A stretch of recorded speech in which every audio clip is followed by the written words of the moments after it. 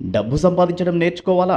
ఇండియాలోని అతిపెద్ద offline summit wealth expo April 4th and 5th హైదరాబాద్లోని శిల్పకళా వేదికలో 100+ సెషన్స్, టాప్ ట్రేడర్స్ ఇన్సైట్స్ మీకోసం. Seats limited. ఇప్పుడే రిజిస్టర్ అవ్వండి. బయోలో లింక్ క్లిక్ చేయండి లేదా కాల్ చేయండి.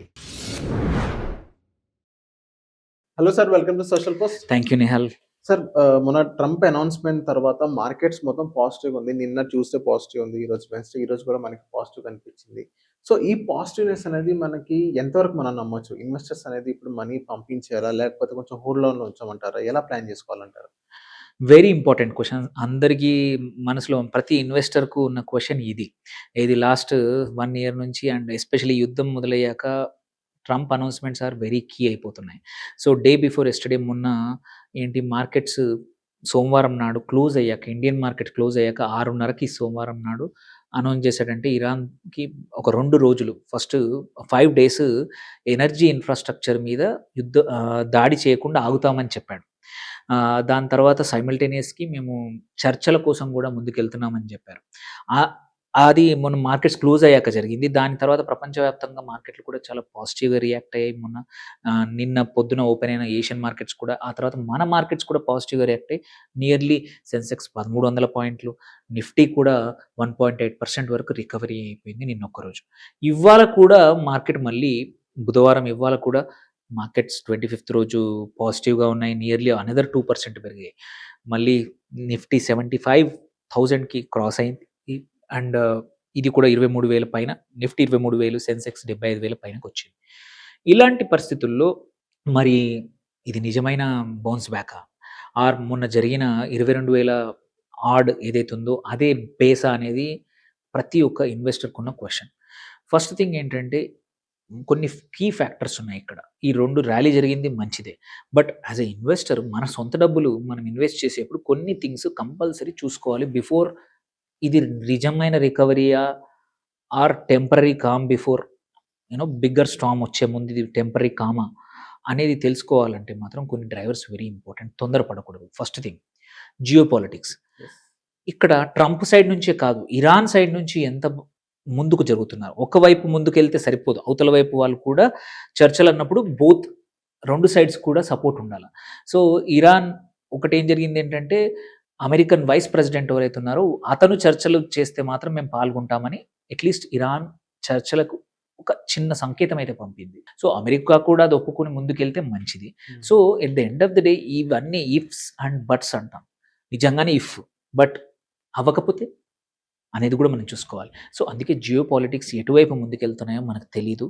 సో బెటర్ కొంచెం క్లారిటీ వచ్చి నిజంగానే ఇరాన్ చర్చల టేబుల్కి వస్తూ ఉంది, చర్చల దగ్గర కూర్చోంటూ ఉంది, విల్లింగ్నెస్ ఉంది యుద్ధం ఆపేయడానికి, యుద్ధాన్ని ఎస్కలేట్ చేయకుండా హార్మోజ్ జలసంధిని ఓపెన్ చేసి ఆయిల్ రవాణా ఏదైతే ఉందో ఎటువంటి కండిషన్స్ లేకుండా, డబ్బులు లేకుండా ఈజీగా పంపిస్తోంది. గ్యాస్ ఏవైతే ఇప్పుడు వాళ్ళు ఖతార్లో దాడి చేశారో ఆ దాడి మళ్ళీ చేయకుండా ఖతార్ తొందరగా రికవర్ అవుతుందో, అక్కడ నుంచి గ్యాస్ ప్రొడక్షన్ మళ్ళీ స్టార్ట్ అవుతుందో, ఇవన్నీ కండిషన్స్ మీదనే మన గోయింగ్ మార్కెట్స్ ఎటువైపు వెళ్తాయని తెలుస్తుంది. లేకపోతే డిట్యూరేషన్ అవ్వడానికి ఒక చిన్న బాంబు చాలు. ఇజ్రాయెల్ వేసిందనో ఎవరో ఒకరు బాంబు వేశారంటే మళ్ళీ చర్చలు ఆగిపోతాయి.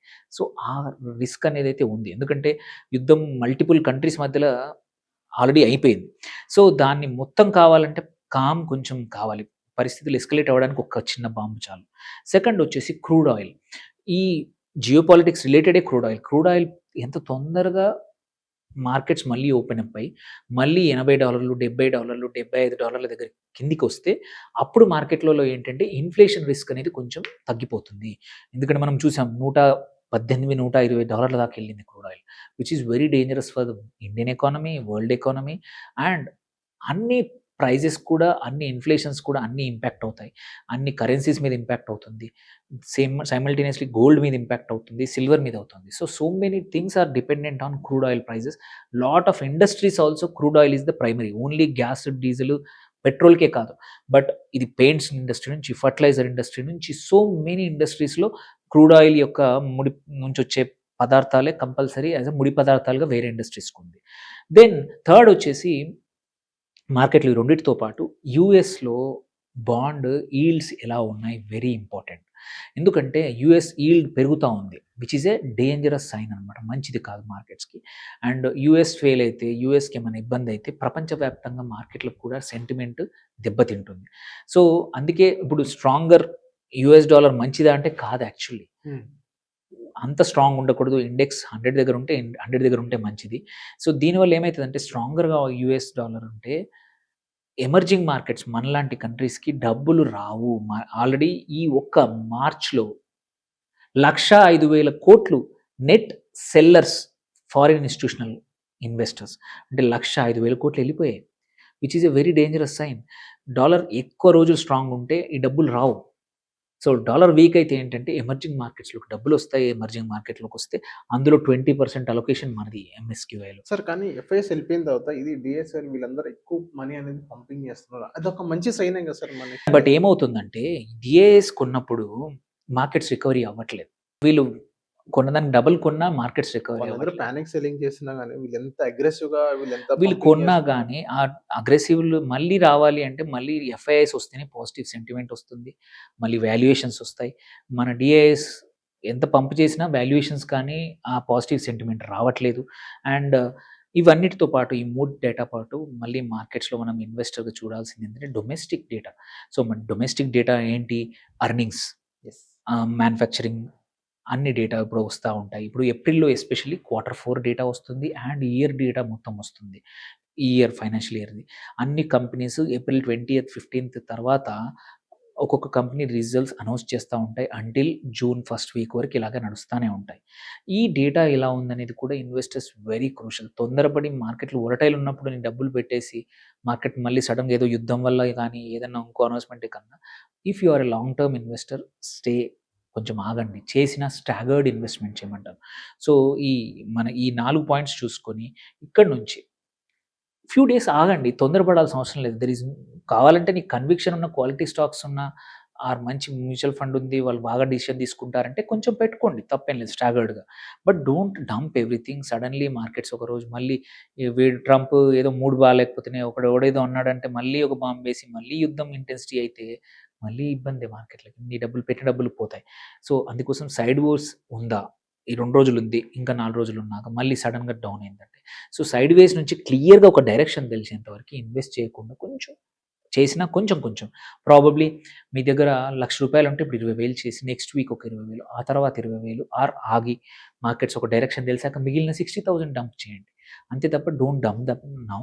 అండ్ ఇప్పుడు ఇన్వెస్టర్స్ ఏంటంటే చేసుకోవాల్సింది ఏంటి, మంచి స్ట్రాంగ్ కంపెనీస్ని ఇప్పుడు డిస్కౌంట్లో ఉన్నా కానీ కొనేయండి. ఇప్పుడు కూడా వదలాల్సిన అవసరం లేదు. క్వాలిటీ స్టాక్స్ ఎప్పుడు క్వాలిటీ ఉంటాయి. లాస్ట్ 2 quartersలో వండర్ఫుల్ రిజల్ట్స్ ఇచ్చి ఇప్పుడు బాగా ఇచ్చాయంటే తీసుకోండి, వాటిని యాడ్ చేసుకోండి. అట్లాగే ఓవర్ లీవరేజ్డ్ ఉన్న మిడ్ క్యాప్స్ కానీ స్మాల్ క్యాప్స్లో కొంచెం దూరంగా ఉండండి. కార్పొరేట్ గవర్నెన్స్ దూరంగా ఉన్న వాటికి కూడా కొంచెం దూరంగా ఉండండి బాలేని చోట. అట్లాగే ఈ వొలటిలిటీలో యూజ్ చేసుకుని ఏవైతే స్టాక్స్ మీరు ఎప్పటి నుంచో కొనాలనుకుంటున్నారు, హై పీఈ దగ్గర ఉన్నాయి, ఇప్పుడు కరెక్షన్ తర్వాత లో పీఈ వచ్చాయి, ఎంటర్ అవ్వండి. సో ఎక్కడెక్కడ మీ పోర్ట్ఫోలియోకి హెడ్జ్ అవసరం వస్తుందో హెడ్జ్ తీసుకొని పుట్ ఆప్షన్స్తో సెక్యూర్ చేసుకోండి, తప్పేం లేదు. అండ్ అన్నిటికన్నా ఇంపార్టెంట్ మీ టైం ఫ్రేమ్ను మాత్రం మారొద్దు. మనకి ఇన్వెస్ట్మెంట్ 2 సంవత్సరాలకు కావాలనుకుంటే వెయిట్ చేయండి, don't sell in panic mode. So అందుకే ఇది ఒక పెద్ద ట్రాపా తెలియదు, అందుకే దీన్ని ఏమంటామంటే బుల్ ట్రాప్ అంటాం అనమాట. ఒక్కోసారి ఇట్లాంటి ఫాల్స్ పాజిటివ్స్ కనబడతాయి, మార్కెట్స్ నిజంగానే రికవర్ అవ్వకముందే అయితే మాత్రం బుల్ ట్రాపా తెలీదు. సో బుల్ ట్రాప్ అవుతుందా తెలియనప్పుడు ఏంటంటే మొత్తం ఇప్పుడు పెట్టకూడదు, స్టాగర్డ్ ఇన్వెస్ట్ చేసుకుంటే ఈ ట్రాప్లో పడకుండా, పడ్డా ఓన్లీ 20% తోటి బయటపడతాం, అవును, మిగిలిన 80 ఉంటుంది. సో అందుకోసం ఇది very crucial. Just because markets 2 రోజులు బాగున్నాయి అండ్ ప్లీజ్ డోంట్ డంప్, తర్వాత బాధపడొద్దు. రికవరీ అయితే అంతా మంచిదే, బట్ రికవరీ అవ్వకపోతే మాత్రం మళ్ళీ ఎవరిని తిట్టుకోలేం, మనది మనమే తిట్టుకుంటాం. దానికన్నా it is better safe than taking much higher risk అనమాట.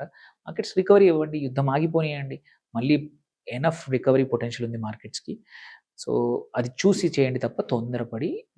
ప్రాబబ్లీ మీరు అడగచ్చు ఏ లెవెల్ తర్వాత మీరు సేఫ్ అనిపిస్తుంది అంటే, ప్రాబబ్లీ మళ్ళీ 24,500 లెవెల్కి వచ్చిందంటే I would be very, or 24,000 cross అయిందంటే I might be happy. But still యుద్ధం మీద ఒక క్లియర్ శాంతి మార్గం కనబడింది, ఒక అగ్రిమెంట్ కనబడకపోతే కొన్ని రోజులు ఆగితే మంచిది, అంతవరకు తొందరపడదు. Okay. So thank you sir, నా సోషల్ పోస్ట్ చేసినందుకు. థ్యాంక్ యూ అండి.